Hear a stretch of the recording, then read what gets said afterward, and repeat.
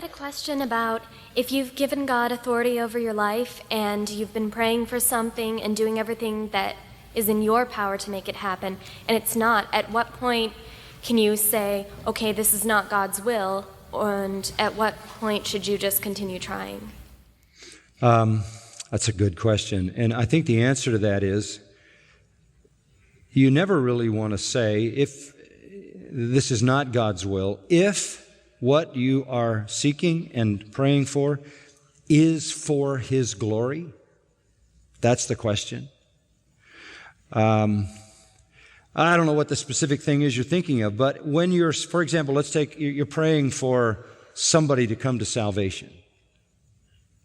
You don't ever want to get to the point where you say, well, I've been praying for, I don't know, half an hour here, and or I've been praying for 30 days, or I've been praying for 2 years. You don't ever want to assume that it's not God's will to save someone.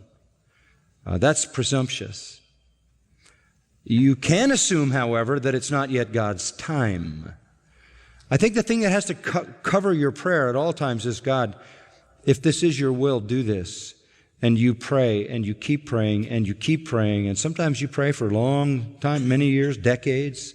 You just, since you don't know God's will, you can't say it is God's will, nor could you say, oh, well, it's not His will.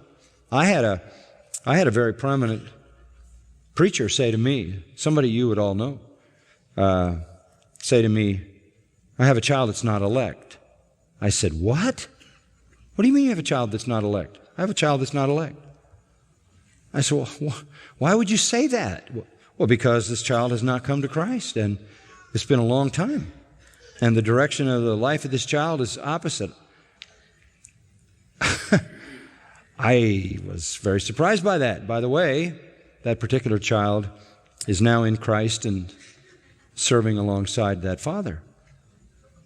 So I teased him a little bit about his inside knowledge of who's elect and who's not.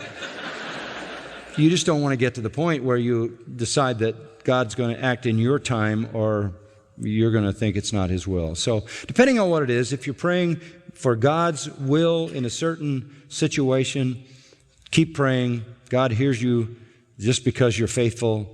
That's called importunity. You know, like the guy who knocks and knocks and knocks and knocks. And if somebody's going to do what you want just because you keep banging and he's irritated, what will God do for you when you keep asking and He loves you? So don't give up.